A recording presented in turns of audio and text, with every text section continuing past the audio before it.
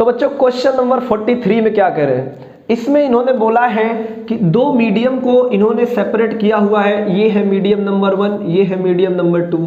पहले मीडियम में जो लाइट की स्पीड है वो है 1.5 × 10⁸ मीटर पर सेकेंड, और दूसरे मीडियम में जो लाइट की स्पीड है ये है 2 × 10⁸ मीटर पर सेकेंड।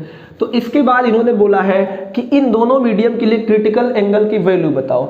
तो क्रिटिकल एंगल हम तब डिफाइन करेंगे जब लाइट हमारा denser medium to rare medium जाती है। तो यहाँ पर देखोगे तो पहले मीडियम में लाइट की स्पीड कम है, दूसरे मीडियम में लाइट की स्पीड ज़्यादा है। तो हम जानते हैं जो स्पीड होता है किसी मीडियम में वो इन्वर्सली प्रोपोर्शनल रिफ्रैक्टिव इंडेक्स होता है।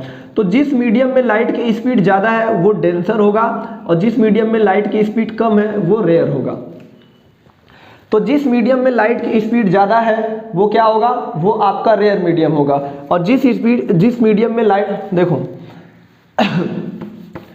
तो हम जानते हैं बच्चों जो लाइट की स्पीड होती है वो इन्वर्सली प्रोपोर्शनल रिफ्रैक्टिव इंडेक्स होता है। तो जिस मीडियम में स्पीड ज़्यादा है वो आपका रेयर मीडियम होगा, जिस मीडियम में स्पीड कम है वो आपका डेंसर मीडियम होगा। तो यहाँ से पता चल रहा है कि जो मीडियम 2 है ना ये आपका रेयर मीडियम है, जो मीडियम 1 है वो डेंसर मीडियम है। तो लाइट अगर यहाँ से ऐसे मान लो यहाँ से जाएगी, तो हम जानते हैं यहाँ से लाइट अगर जाए, ऐसे लाइट गिरा देते हैं ना, तो लाइट यहाँ से जाने के बाद ऐसे चली जाएगी। तो हम जानते हैं जो क्रिटिकल एंगल होता है इसी को हम बोलते हैं क्रिटिकल एंगल θc।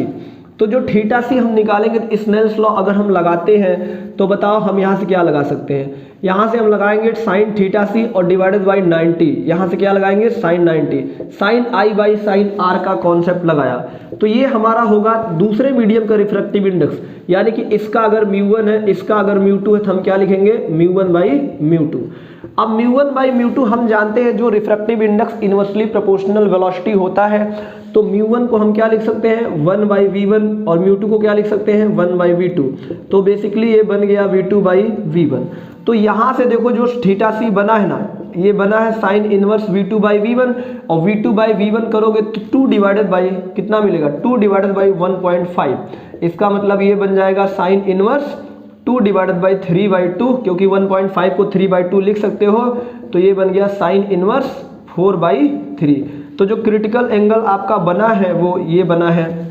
कितना आसान है, एक एक लाइन के सवाल नीट में बेसिकली पूछे जाते हैं। तो ऐसे सवालों को आप एक लाइन में कर सकते हो।